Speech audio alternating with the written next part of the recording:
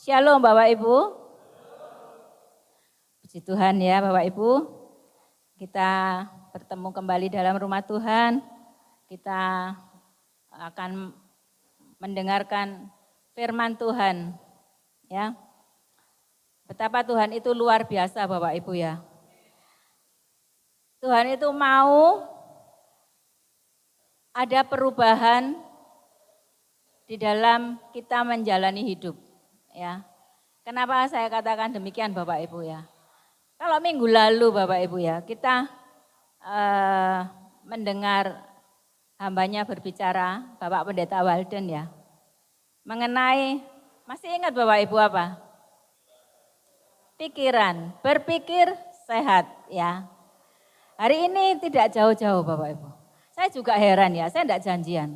Waktu saya menyiapkan firman Tuhan, ternyata tidak jauh dari hal yang disampaikan Bapak Walden. Hari ini kita akan mendengar firman Tuhan berbicara tentang kelahiran kembali. Jadi lengkapnya, kelahiran kembali bukan pilihan, tetapi keharusan. Ya. Kalau kita ambil kata kunci kelahiran kembali, ya artinya apa Bapak Ibu? Bahwa kita pernah lahir, terus kemudian lahir kembali, ya. Jadi ada kelahiran pertama, yaitu saat kita dilahirkan oleh orang tua kita, ibu kandung kita, ya. Jadi kelahiran pertama itu adalah kelahiran secara daging, ya. Tapi begitu lahir, kita itu sudah menyandang dosa asal, yaitu dosa dari orang pertama, ya, Adam, ya. Jadi kita itu sudah menyandang dosa awal, ya. Itu otomatis kita itu sudah terbelenggu, ya, sudah tertawan oleh dosa, sehingga kita itu akan cenderung ya naturnya itu bertabiat selalu untuk berbuat dosa, ya, karena kita itu dibelenggu oleh dosa, jadi kita itu ingin mengikuti kesenangan kesenangan, keinginan untuk berbuat dosa. Ya. Kalau kelahiran kedua, itu kelahiran kembali, ini adalah kehendak Tuhan. Ya. Yang harus dialami oleh orang-orang pilihannya atas kehendaknya. Jadi bukan kehendak kita ya, atas kehendaknya. Jadi Bapak Ibu, kelahiran secara jasmani, ya tadi yang pertama itu, menghadapkan kita pada hidup di dunia ini. Ya. Tetapi kelahiran kembali itu secara rohani melengkapi kita ya kepada kehidupan kekal. Ya Bapak Ibu ya. Nah, sekarang mari kita baca ya. Yohanes 3 ayat 6 sampai 15.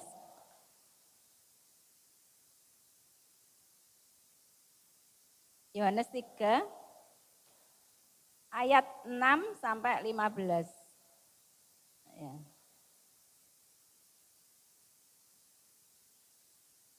Apa yang dilahirkan dari daging adalah daging, dan apa yang dilahirkan dari roh adalah roh. 7. Ya. Janganlah engkau heran, karena aku berkata kepadamu, kamu harus dilahirkan kembali. 8. Angin bertiup, ya, kemana ia mau dan engkau mendengar bunyinya. Tetapi engkau tidak tahu dari mana ia datang atau kemana ia pergi. Demikian halnya dengan tiap-tiap orang yang lahir dari roh. 9. Ya. Nikodemus menjawab katanya, bagaimana mungkin hal ini terjadi? 10. Jawab Yesus, engkau adalah pengajar Israel dan engkau tidak mengerti hal-hal itu. Ya. 11. Ya. Aku berkata kepadamu, sesungguhnya kami berkata-kata tentang apa yang kami ketahui dan kami bersaksi tentang apa yang kami lihat, tetapi kamu tidak menerima kesaksian kami. 12. Kamu tidak percaya waktu aku berkata-kata dengan kamu tentang hal-hal duniawi. Bagaimana kamu akan percaya kalau aku berkata-kata dengan kamu tentang hal-hal surgawi? Ya. 13. Tidak ada seorang pun yang telah naik ke sorga selain daripada Dia yang telah turun dari sorga, yaitu Anak Manusia. 14. Dan sama seperti Musa meninggikan ular di padang gurun, demikian juga Anak Manusia harus ditinggikan. 15.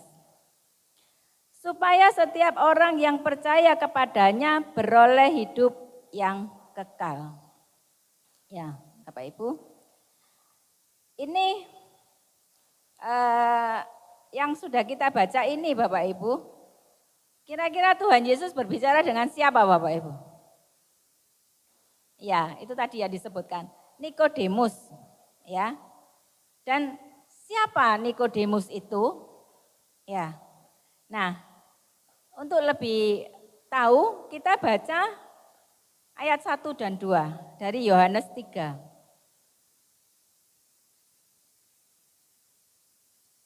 Ya. Adalah seorang Farisi yang bernama Nikodemus, seorang pemimpin agama Yahudi. Sekalian yang kedua, ia datang pada waktu malam kepada Yesus dan berkata, Rabi, kami tahu bahwa engkau datang sebagai guru yang diutus Allah. Sebab tidak ada seorang pun yang dapat mengadakan tanda-tanda yang engkau adakan itu jika Allah tidak menyertainya. Ya, Bapak Ibu, tadi dikatakan yang ayat pertama, balik Pak Robert, adalah seorang Farisi. Ya Bapak Ibu, di zaman Tuhan Yesus itu, ya, ada orang Farisi, ada orang Saduki. Pernah dengar ya Bapak Ibu ya? Jadi kita akan melebar sedikit ya. Apa sih bedanya orang Farisi dan orang Saduki? Ya. Jadi kalau orang Saduki itu ya dari golongan kaum bangsawan, kaum ningrat gitu ya. Nah, umumnya mereka itu orang kaya, ya. Dan dekat dengan pemerintah, kekaisaran Roma, ya. Karena orang Saduki ini berpolitik ya, jadi dekat dengan pemerintah, ya. Dia mempunyai kedudukan ya sebagai anggota mayoritas dari 70 kursi majelis, ya. Di situ ada imam kepala, imam besar gitu ya. Ya, ini dekat dengan penguasa. Waktu itu memang bangsa Yahudi itu dijajah oleh bangsa Roma, ya. Jadi orang Saduki ini dia berpolitik dan dekat dengan pemerintah. Lebih condong berpolitik daripada urusan agama, ya. Nah, kalau dia condong kepada penguasa, dia jauh dari rakyat kecil, ya. Nah, Begitupun rakyat kecil itu tidak suka dengan orang Saduki. Rakyat kecil lebih senang kepada orang Farisi. Ya. Jadi orang Saduki ini adalah orang yang tidak percaya adanya kebangkitan. Ya. Tidak percaya adanya malaikat atau roh, ya. Dan dia tidak percaya adanya hukum setelah kematian. Itu tidak percaya. Tetapi yang dipegang itu kekeh, ya. Itu hukum Musa. Ya, kenceng dia pegang itu. Sedangkan orang Farisi itu banyak juga, ya, dibanding orang Saduki, dia lebih condong mengutamakan tradisi yang disejajarkan dengan firman Tuhan. Itu orang Farisi, ya. Dan Tuhan itu sebenarnya dengan orang Farisi ini sempat juga, jadi Tuhan itu sering mengatakan kepada baik orang Farisi, orang Saduki, ya, sering mengecam, ya. Kalau orang Farisi itu kan dia percaya kepada yang sebaliknya yang dari Saduki, ya. Dia percaya kebangkitan, dia percaya malaikat, dia percaya hukum setelah kematian, ya. Tetapi yang menjadi masalah itu dia memasukkan unsur tradisi yang disejajarkan dengan firman Tuhan itu. Makanya Tuhan mengecam. Mari kita lihat, ya, seperti apa. Matius 15 ayat 3 sampai 6. Matius 15 ayat 3 sampai 6. Ya. Ini, ya. Tetapi jawab Yesus kepada mereka. Ini kepada imam-imam, ya. Mengapa kamu pun melanggar perintah Allah demi adat istiadat nenek moyangmu? Itu, ya. Ayat 4. Sebab Allah berfirman, hormatilah ayahmu dan ibumu, dan lagi siapa yang mengutuki ayahnya atau ibunya pasti dihukum mati. Ya, itu hukumnya seperti itu. 5. Tetapi kamu berkata, barang siapa berkata kepada bapaknya atau kepada ibunya, apa yang ada padaku yang dapat digunakan untuk pemeliharaanmu sudah digunakan untuk persembahan kepada Allah. Terus kata ayat 6, orang itu tidak wajib lagi menghormati bapaknya atau ibunya. Demikian firman Allah, kamu nyatakan tidak berlaku demi adat istiadatmu sendiri. Ya, jadi kalau sudah mempersembahkan kepada Allah, tidak wajib menghormati orang tua. Ya, seperti itu. Itulah yang dikecam Tuhan Yesus. Ya. Ya, Bapak Ibu, orang itu yang tadi kita ceritakan yang Saduki, ya. Terus tadi ini kembali ke orang Farisi, ya. Kalau orang Farisi itu banyak cendekiawan, dia juga pengajar, ya, guru gitu, ya. Terus pemuka agama. Nah, umumnya mereka ini tidak berpolitik. Mereka itu pengusaha, ya. Pengusaha menengah. Karena dia pengusaha, dia berinteraksinya dengan rakyat kecil. Ya. Itulah mengapa rakyat kecil itu lebih senang kepada orang Farisi daripada orang Saduki. Ya. Dan kalau orang Saduki itu mayoritas duduk di kursi majelis yang jumlahnya 70 kursi, orang Farisi itu tidak banyak. dia minoritas. Tetapi walaupun minoritas, suaranya itu selalu didengar. Kenapa Bapak Ibu? Karena semua yang disuarakan oleh orang Farisi itu kebanyakan diterima oleh rakyat kecil. Ya. Jadi akhirnya walaupun dia minoritas dalam kursi majelis itu, tetapi suaranya lebih didengar. Ya. Nah, kalau lembaga yang majelis itu 70 kursi itu, itulah yang disebut Sanhedrin. Ya. Nah, Rasul Paulus itu juga orang Farisi, juga anggota Sanhedrin. Dulu sebelum bertobat, ya, masih namanya Saulus.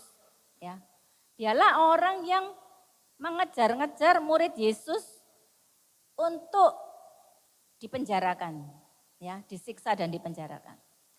Waktu Rasul Paulus belum bertobat, ya, itu dia golongan Farisi dan anggota Sanhedrin. Ya. Bapak Ibu, orang Saduki dan orang Farisi itu kan banyak tidak samanya. Tetapi di saat tertentu, yaitu di saat masyarakat mulai perhatiannya kepada Tuhan Yesus, ya, karena ajaran Tuhan Yesus yang penuh kuasa, ya, kemudian adanya mujizat-mujizat yang dilakukan oleh Tuhan Yesus, sehingga mulailah orang-orang itu melihat Yesus daripada orang Saduki dan orang Farisi. Di sini mereka bersatu, Bapak Ibu. Bersatu untuk segera menyalibkan Tuhan Yesus. Ya.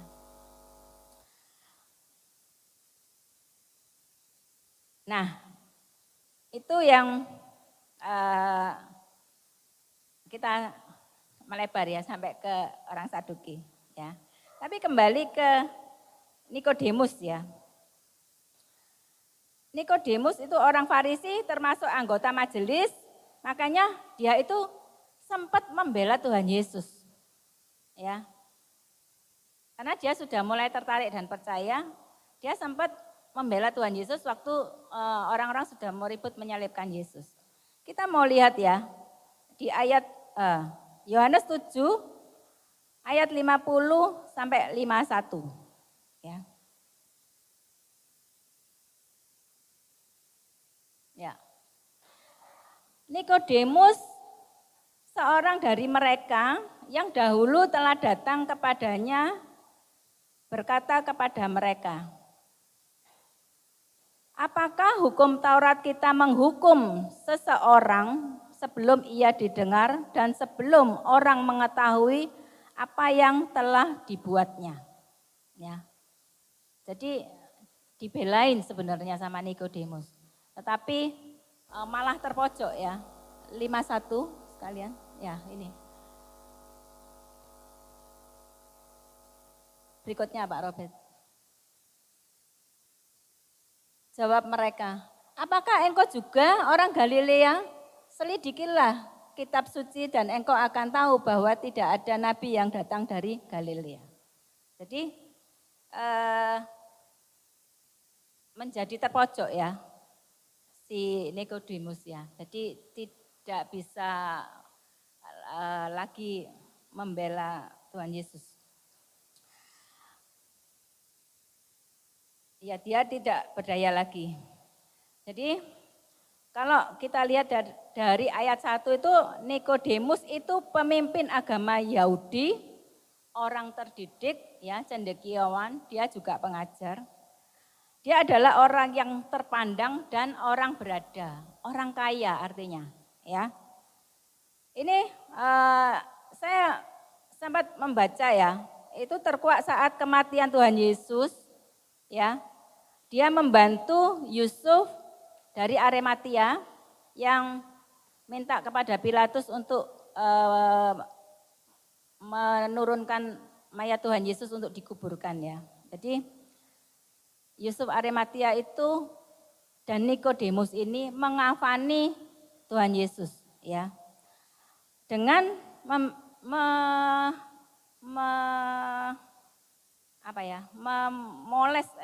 mengurapi ya dengan wangi-wangian dan rempah-rempah gitu ya.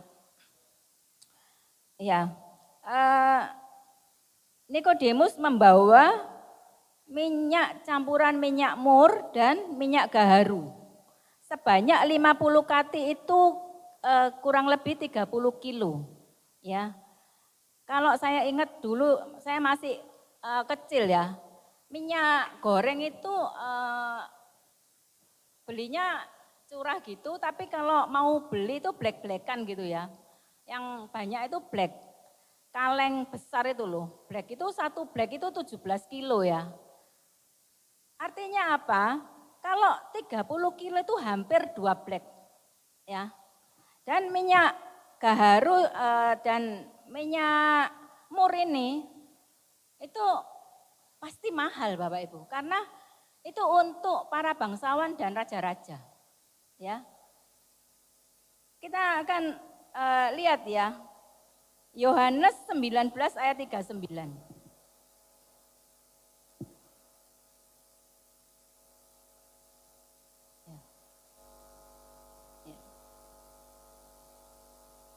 Dikatakan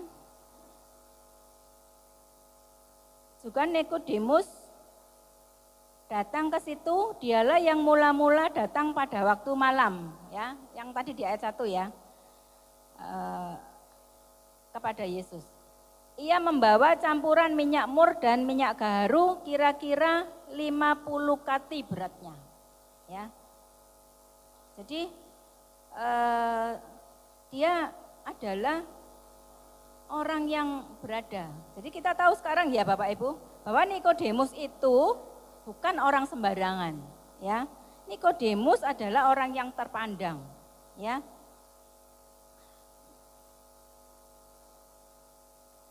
Nikodemus itu tadi di ayat kedua Bapak Ibu ya, dari Yohanes 3, ya. Dia sudah mulai percaya. Kenapa? Dia katakan tadi dia melihat mujizat-mujizat yang dilakukan, ya. Pak Robert yang Nikodemus yang Yohanes 3 ayat 2. Nah, ia datang pada waktu malam kepada Yesus dan berkata, Rabi, kami tahu bahwa engkau datang sebagai guru yang diutus Allah, sebab tidak ada seorang pun yang dapat mengadakan tanda-tanda yang engkau adakan itu jika Allah tidak menyertainya, ya.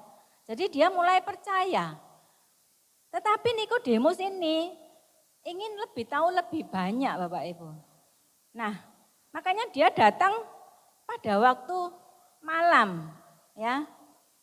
Dengan tujuan pertama, dia ingin tidak diganggu oleh orang banyak, ya.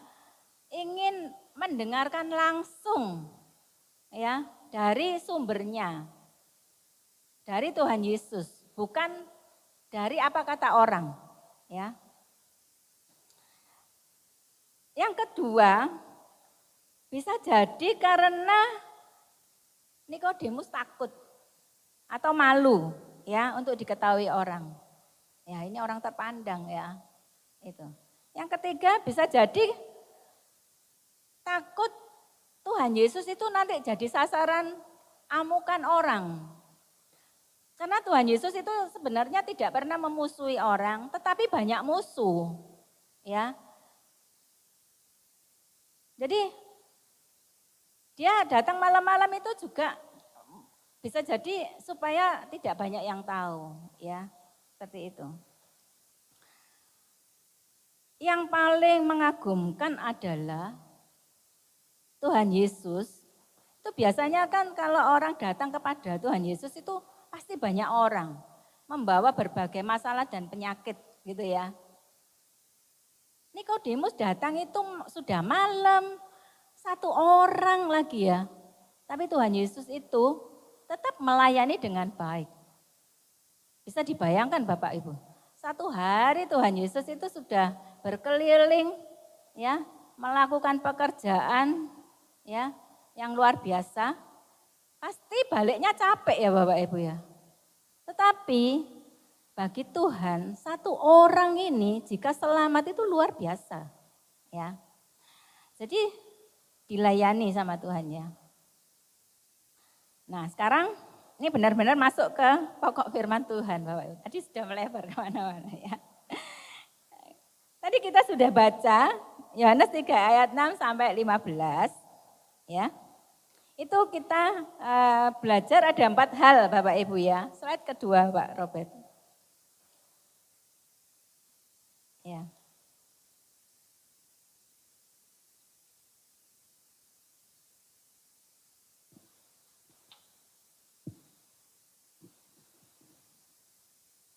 Nih, 4 pelajaran tentang kelahiran kembali bukan pilihan tetapi keharusan, ya. Jika tidak, yang pertama, jika tidak dilahirkan kembali maka akan hidup dalam daging. Yang kedua, kelahiran kembali adalah pekerjaan Roh Kudus. Merupakan anugerah dan kasih karunia. Yang ketiga, kelahiran kembali adalah syarat mutlak. Yang keempat, kelahiran kembali terjadi hanya dalam Yesus Tuhan. Ya. Yang pertama, mari kita akan baca Yohanes 3 ayat 6 dan 7. Ya. Yohanes 3 ayat 6 dan 7. Tadi kita sudah baca, kita ulang kembali. Ya. Apa yang dilahirkan dari daging adalah daging dan apa yang dilahirkan dari roh adalah roh. Janganlah engkau heran karena aku berkata kepadamu, kamu harus dilahirkan kembali. Ya. Jadi kita ini adalah daging. Tadi kan di awal saya sudah katakan ya, kita dilahirkan oleh sebagai kelahiran pertama itu secara daging, ya. Mari kita lihat Kejadian 6 ayat 3a.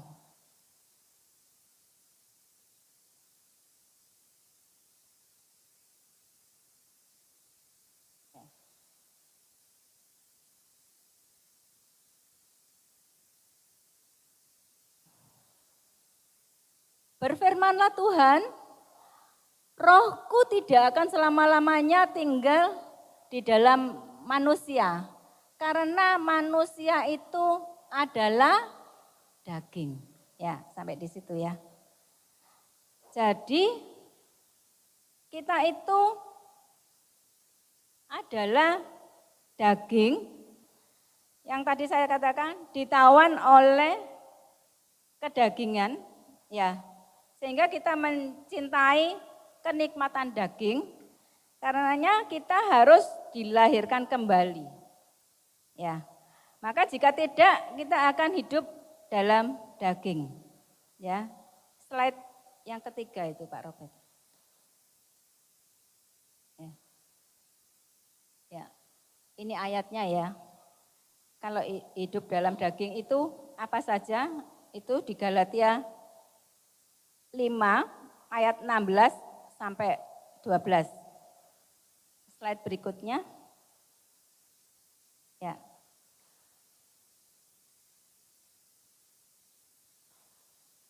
Ya, kita akan baca dulu ya. Galatia 5 ayat 16 sampai 21. Kita akan baca. Sebelum kita masuk ke slide berikutnya.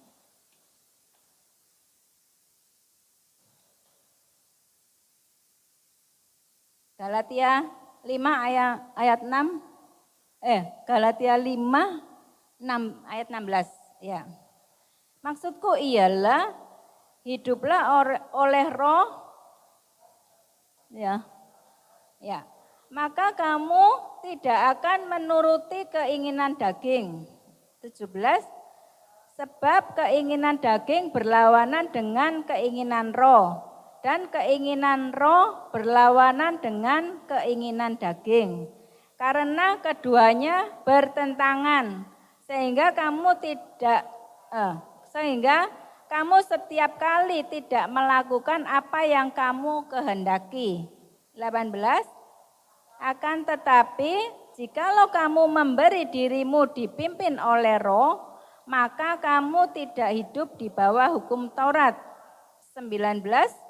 Perbuatan daging telah nyata, yaitu percabulan, kecemaran, hawa nafsu. 20. Penyembahan berhala, sihir, perseteruan, perselisihan, iri hati, amarah, kepentingan diri sendiri, percideraan, roh pemecah. 21. Kedengkian, kemabukan, pesta pora, dan sebagainya.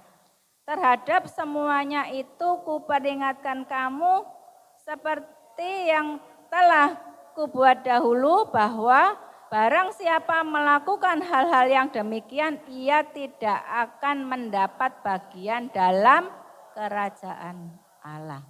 Ya, itu hal kedagingan. Slide 4 Pak Robert. Ya.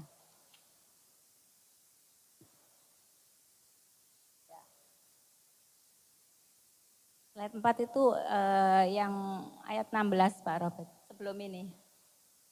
Ya, 16 ya. Kena angin. Ya, jika tidak dilahirkan kembali, maka hidup dalam daging. Nah, maka hiduplah oleh roh, maka kamu tidak akan menuruti keinginan daging. Jadi jika kita mau dipimpin oleh roh, maka kita tidak mempunyai kekuatan, maka kita mempunyai kekuatan untuk tidak menuruti keinginan daging. Ya. Kalau yang 17, sebab keinginan daging itu berlawanan dengan keinginan roh dan sebaliknya. Sehingga setiap kali tidak melakukan apa yang kamu kehendaki. Jadi setiap manusia ingin melakukan yang baik, ya Bapak Ibu. Namun tidak mampu menahan adanya dorongan keinginan daging. Ya. Nah, yang 18. Akan tetapi jika kamu memberi dirimu dipimpin oleh roh, maka kamu tidak hidup di bawah hukum Taurat. Karena kita sudah menerima Yesus, ya, maka kita hidup di dalam Kristus, berpusat pada Kristus. Jadi kita telah mendapat kasih karunia, tidak di bawah hukum Taurat lagi, ya. Yang berikutnya, ya, ini ya.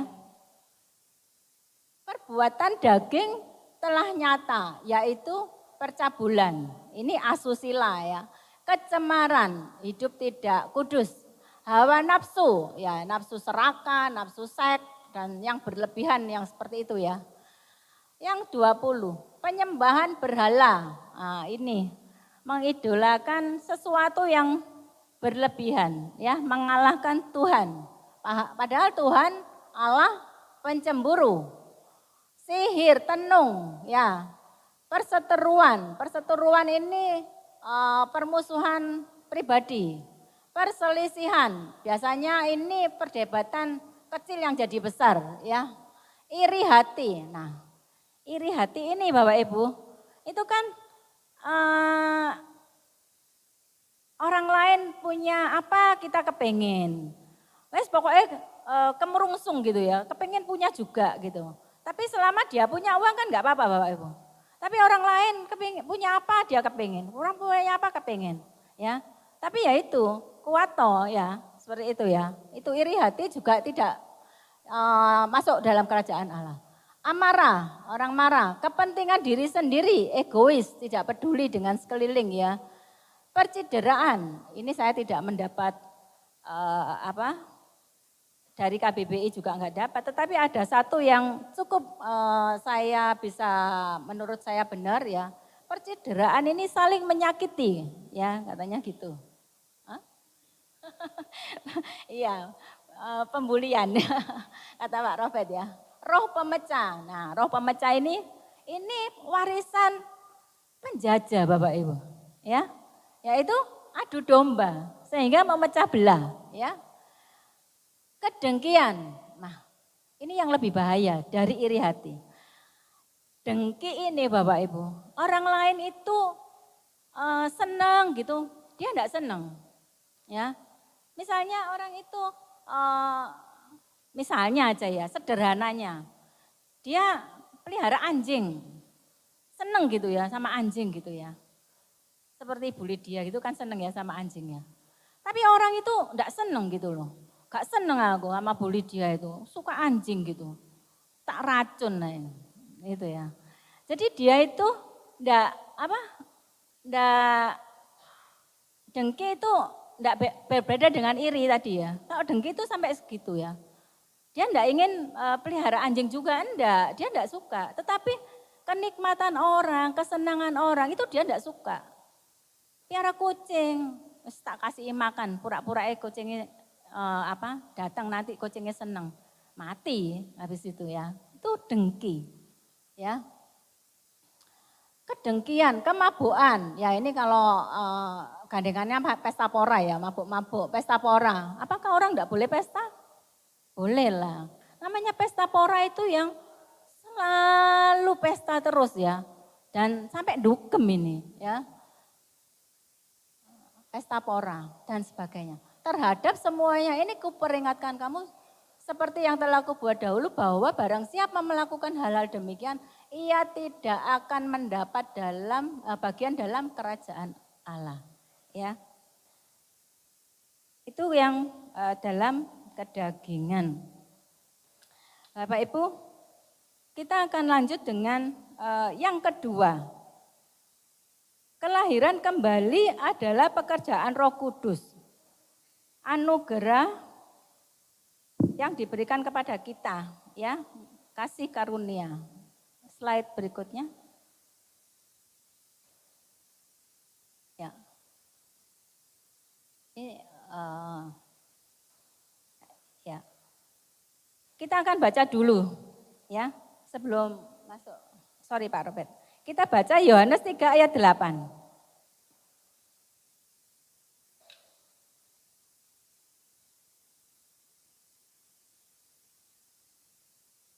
Yohanes 3 ayat 8.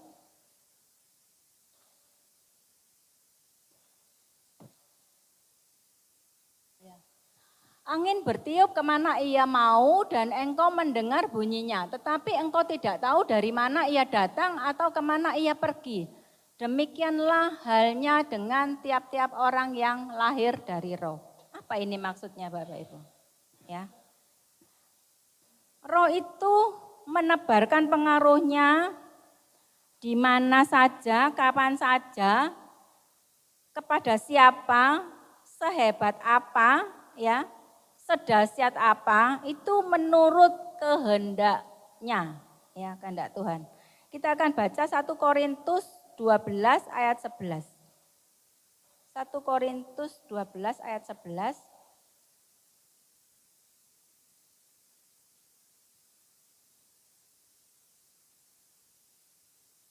Ya. 1 Korintus 12 ayat 11. Tetapi semuanya ini dikerjakan oleh Roh yang satu dan yang sama, yang memberikan karunia kepada tiap-tiap orang secara khusus seperti yang dikehendakinya. Ya. Jadi ini hanya dikerjakan oleh Roh Kudus. Ya. Pekerjaan roh itu memang tidak tampak Bapak Ibu, ya. Kalau angin itu kan juga gitu ya. Kita tidak bisa melihat angin tapi kita merasakan, oh sejuk, angin sepoi-sepoi, kita bisa ngantuk gitu ya. Itu kita bisa merasakan. Tetapi kita tidak tahu angin ini seperti apa, ya. Demikian juga dengan roh. Memang tidak tampak, tetapi dampaknya itu yang bisa dirasakan, ya. Apa dampaknya? Adalah buah roh, ya. Galatia 5 ayat 22 sampai 23.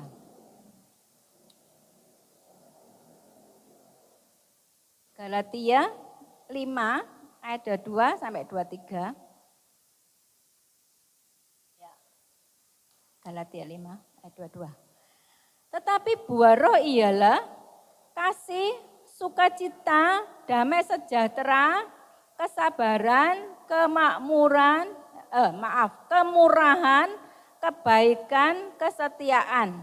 23. Kelemah lembutan, penguasaan diri. Tidak ada hukum yang menentang hal-hal itu. Jadi, ya, angin kita dapat rasakan tidak kelihatan. Roh tidak kelihatan bekerjanya, tetapi kita dapat merasakan. Ya, buah roh tadi apa? Kasih. Ya, kita bisa merasakan orang itu penuh kasih. Ya, penuh sukacita. Ada damai sejahtera, sabar gitu ya. Ya. Terus murah hati ya.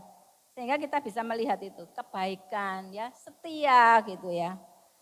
Lemah lembut gitu, ngomong enggak sembarangan kasar gitu ya, enggak. Terus bisa menguasai diri, mengontrol diri ya. Seperti itu. Jadi itu buahnya. Ya, kita balik slide 6 tadi, Pak.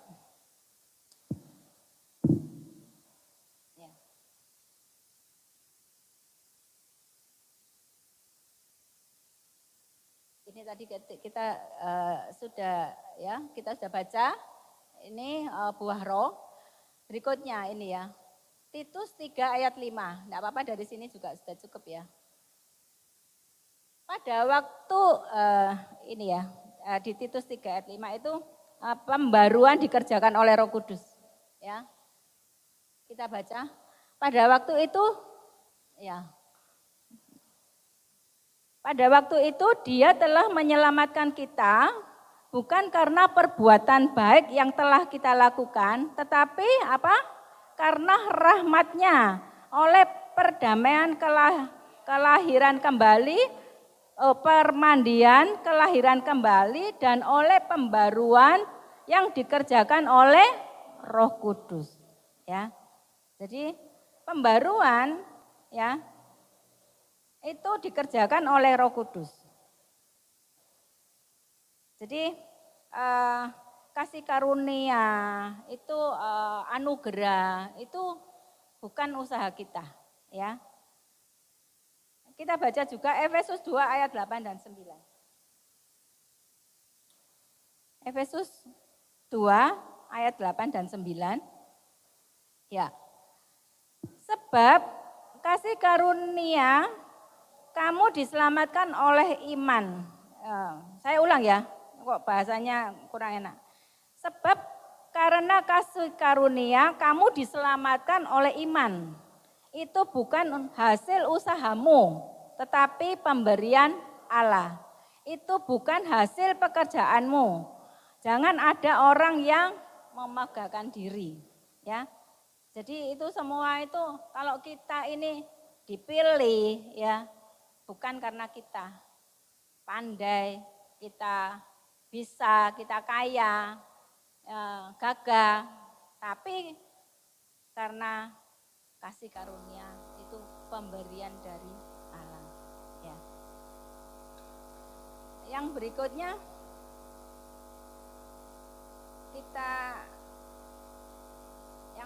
itu yang ketiga, kelahiran kembali adalah syarat mutlak. Itu slide yang ke-7. Kita akan baca Yohanes 3 ayat 9 sampai 13. Ya. Yohanes 3 ayat 9 sampai 13. Ya. Nah, ayat 9, Nikodemus menjawab katanya, bagaimana mungkin hal itu terjadi? Ya. Terus jawab Yesus, engkau adalah pengajar Israel dan engkau tidak mengerti hal-hal itu. 11, aku berkata kepadamu, sesungguhnya kami berkata-kata tentang apa yang kami ketahui dan kami bersaksi tentang apa yang kami lihat, tetapi kamu tidak menerima kesaksian kami. Ya, kamu tidak percaya waktu aku berkata-kata dengan kamu tentang hal-hal duniawi. Bagaimana kamu akan percaya kalau aku berkata-kata dengan kamu tentang hal-hal surgawi? Yang 13. Tidak ada seorang pun yang telah naik ke sorga selain daripada dia yang telah turun dari sorga, yaitu anak manusia. Ya. Kita lihat slide-nya yang ke-7 tadi. Ya. Yang ke-9 tadi dikatakan bagaimana mungkin? Ya. Ini kan Nikodemus itu kan orang terpelajar, dia pengajar, makanya Tuhan itu tadi juga tegur ya. Yang dikatakan Tuhan Yesus itu secara rohani tampak tidak dapat dipahami oleh Nikodemus. Karena dipahaminya secara harafiah, secara kedagingan. Ya, jadi tidak paham. Ya. Kita lihat 1 Korintus 2 ayat 14. Ayatnya banyak ya Bapak Ibu ya. 1 Korintus 2 ayat 14.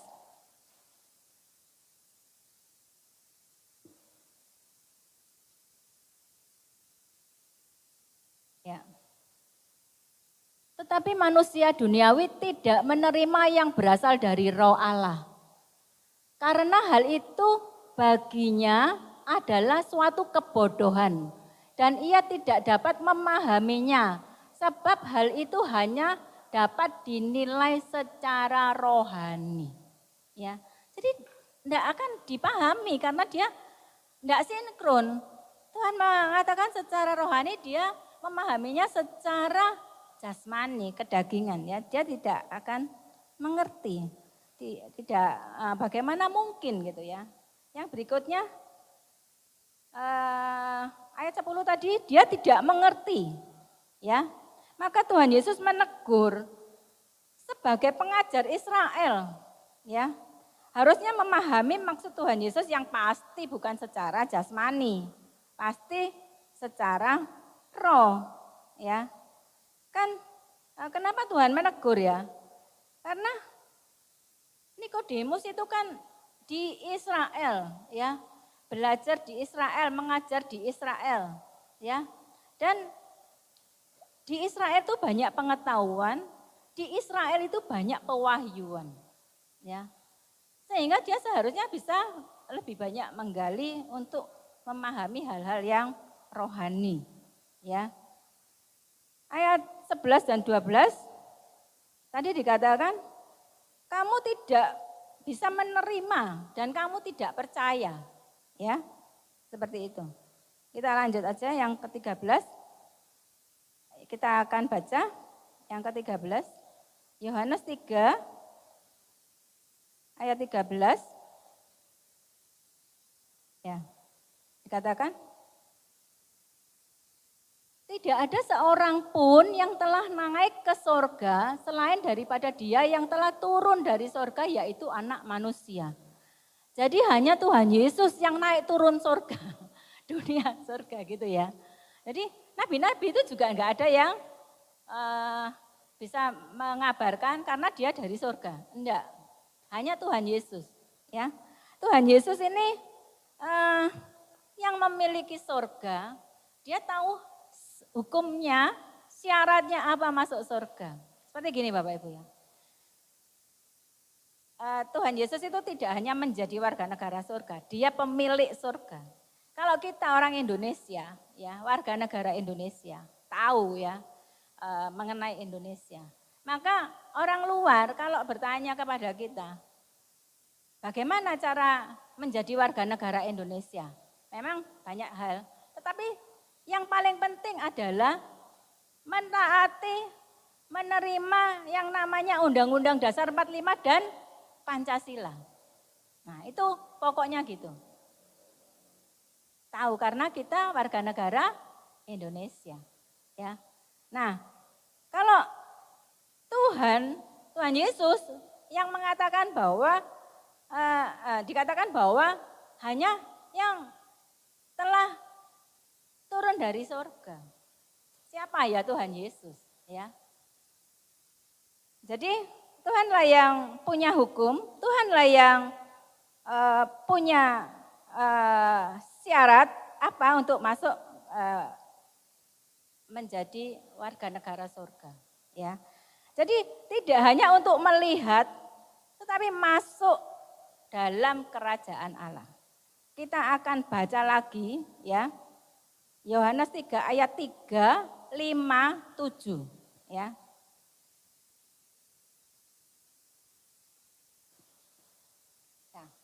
Yohanes 3 ayat 3.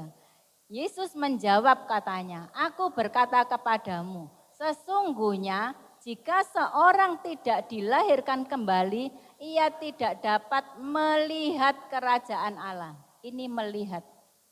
Yang berikutnya, 5. Jawab Yesus, "Aku berkata kepadamu, sesungguhnya jika seorang tidak dilahirkan dari air dan roh, ia tidak dapat masuk ke dalam kerajaan Allah." Melihat, masuk, ya. Berikutnya 7, "Janganlah engkau heran karena aku berkata kepadamu, kamu harus dilahirkan kembali." Jadi mutlak Bapak Ibu, lahir kembali itu mutlak, bukan pilihan, ya. Mutlak. Kita akan lihat berikutnya 4, ya. Kelahiran kembali terjadi hanya di dalam Tuhan Yesus, ya. Slide yang ke-8, ya. Ini ya. Kelahiran kembali hanya terjadi dalam Yesus, ya. Yohanes 3 ayat 14 dan 15.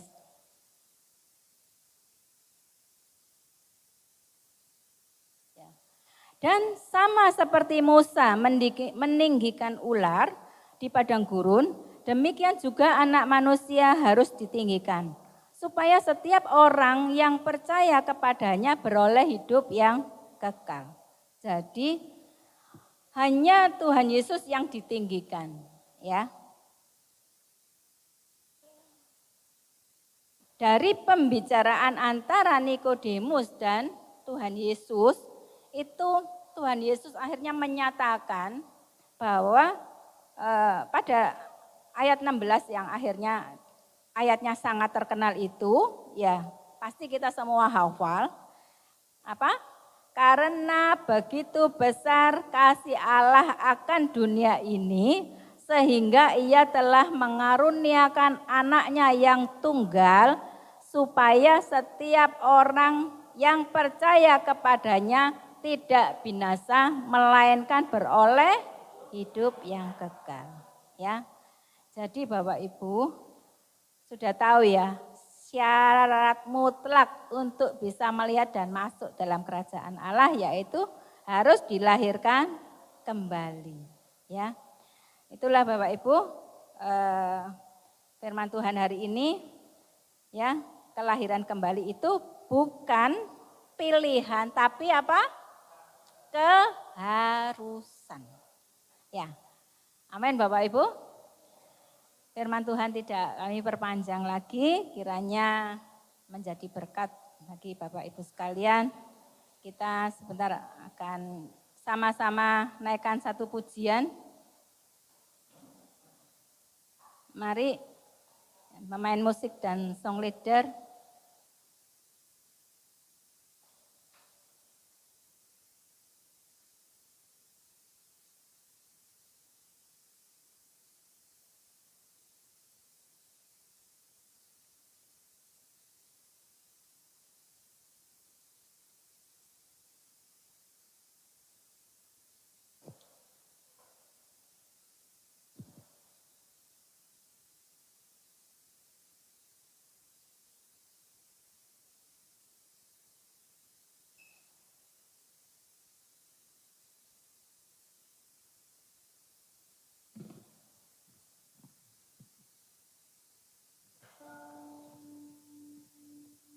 Ini lagu lama ya Bapak Ibu ya. Kita akan nyanyikan kembali.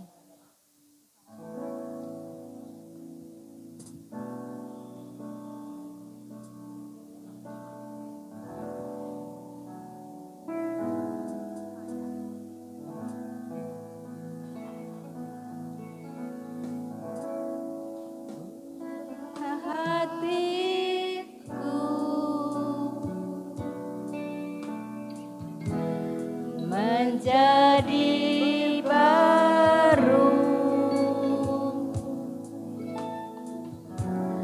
ubah hatiku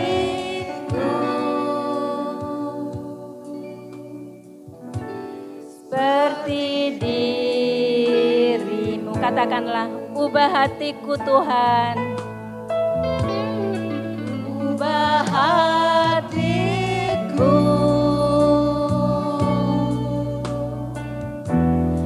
menjadi baru, ubah hatiku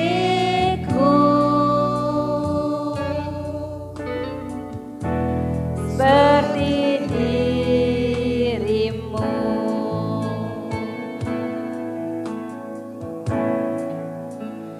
Engkau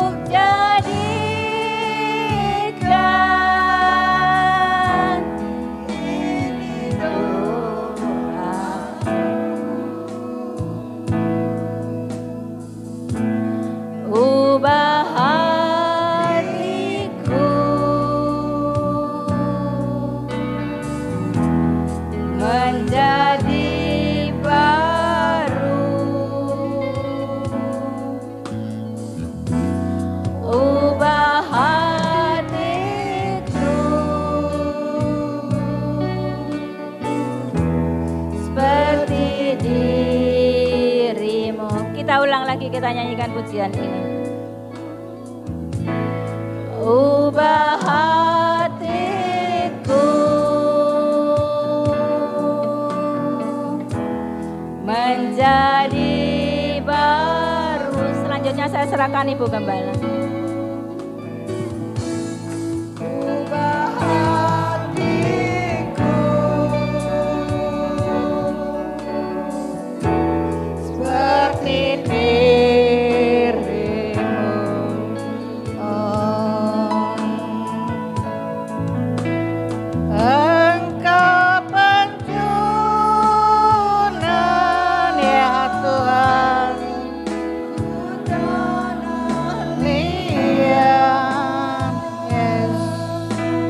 Doa kami Tuhan,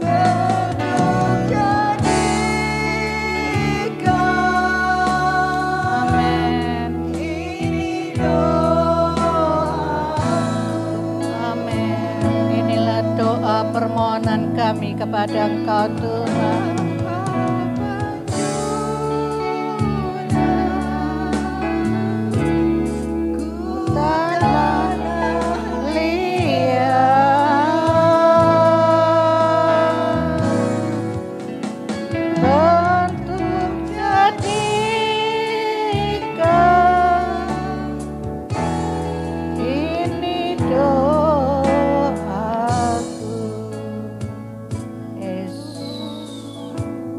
Sekali lagi pujikan saudaraku,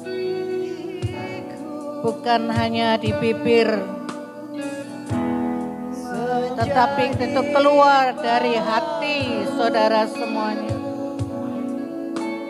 Satu permohonan kepada Tuhan, minta kepada Tuhan Yesus Roh Kudus untuk mengubah hati kami, hati saudara semuanya.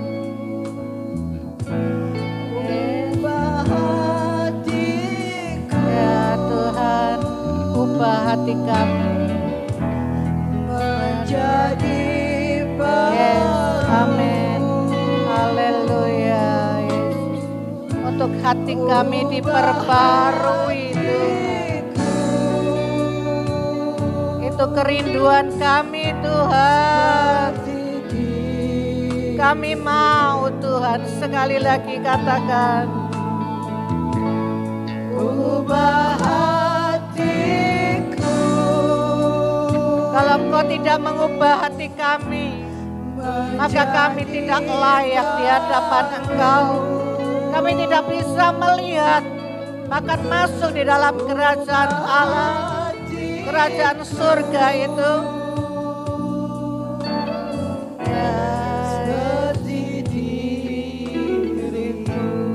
Amin, amin, Yesus. Terima kasih Tuhan. Terima kasih Tuhan. Terima kasih Tuhan Yesus. Buat firman-Mu pagi hari ini. Engkau menegur kami Tuhan. Engkau mendidik kami, mengajari kami Tuhan. Supaya kami mau berubah. Karena itu adalah syarat mutlak untuk kita, untuk kami bisa masuk ke dalam kerajaan surga. Untuk kami boleh menjadi anak-anak Tuhan, maka kita harus seperti Dia. Yesus, Yesus, Yesus, Yesus.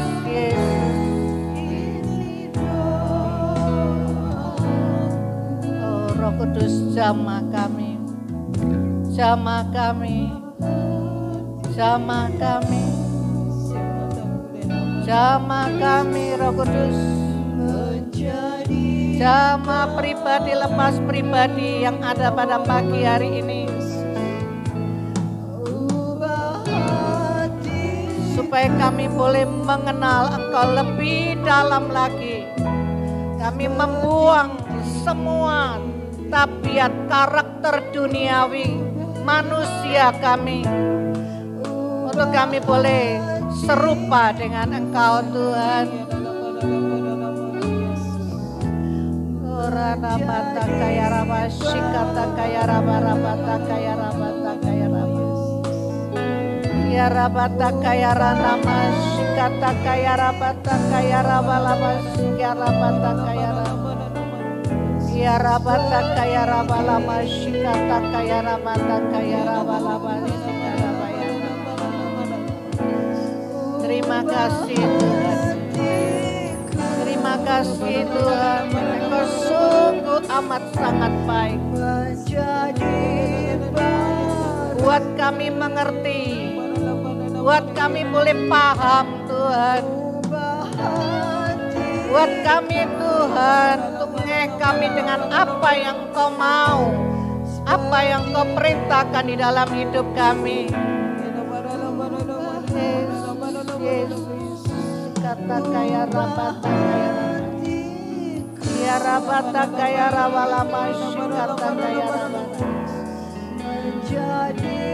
Biarlah firman-Mu yang kami dengar pada pagi hari ini tidak lalu begitu saja, tapi firman-Mu ini, nasihat-Mu, ajaran didikan-Mu ini untuk kami renungkan dan kami lakukan di dalam kehidupan kami, untuk kami praktekkan, untuk kami kerjakan di dalam keseharian kami, untuk kami terus Tuhan lebih lagi Tuhan, lebih dalam lagi Tuhan, untuk kami boleh serupa dengan Engkau Tuhan. Yesus Tuhan, haleluya. Irabata kaya rabasi kata kaya rabarabata kaya ramasi. Irabata kaya ranamasi kata kaya rabata. Yesus, Yesus, Yesus. Kami tidak mau Tuhan, untuk kami tahu, tetapi kami tidak melakukannya. Kami enggak mau Tuhan, dan pada akhirnya Engkau menolak kami. Oh Roh Kudus, tolong kami Roh Kudus. Tolong kami, jamah kami Tuhan Yesus. Jamah kami Roh Kudus. Jamah kami Roh Kudus. Pribadi lepas pribadi pada siang hari ini. Engkau beracara Tuhan. Engkau berperkara dengan setiap kami Tuhan. Rabata kaya raba sikata kaya raba ya rabata kaya raba lama sikaraba raba ya raba laba ya nama sikaraba ya raba laba ya raba. Biar yang kami kerjakan Tuhan bukan sebagai rutinitas. Kami menjadi orang Kristen, menyebut diri orang percaya.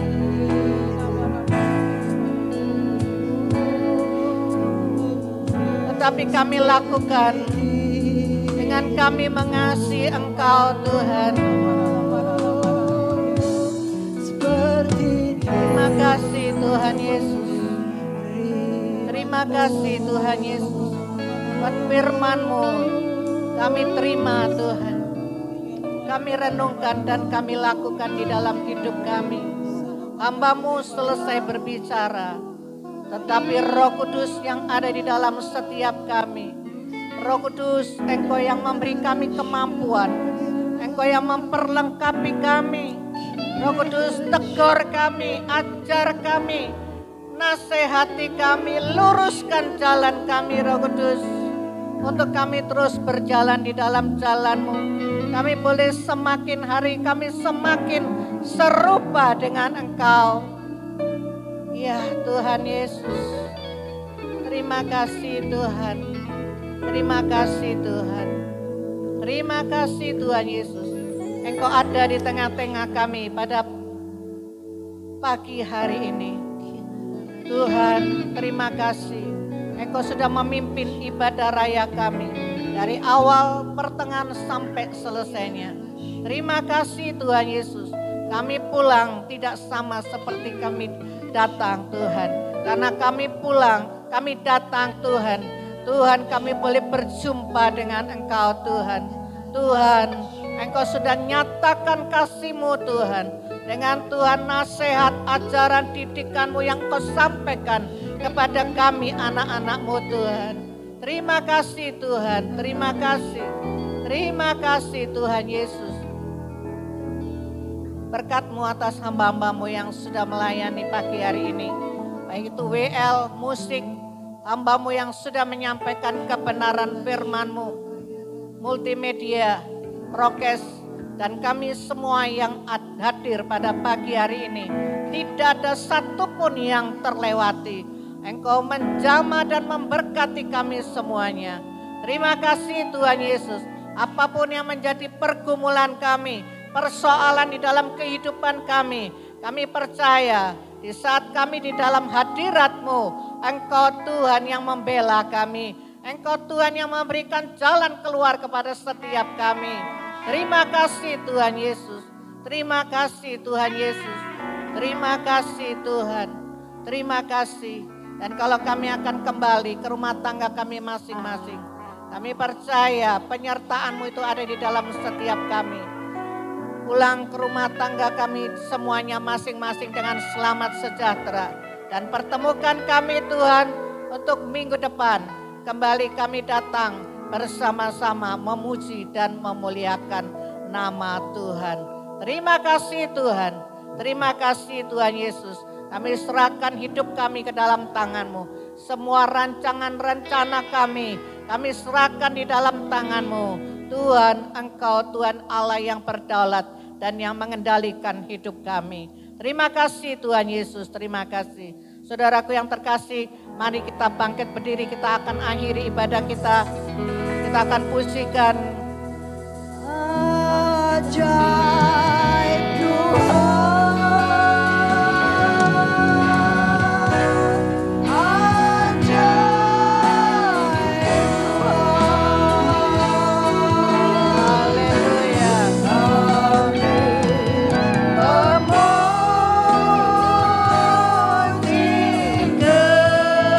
Besar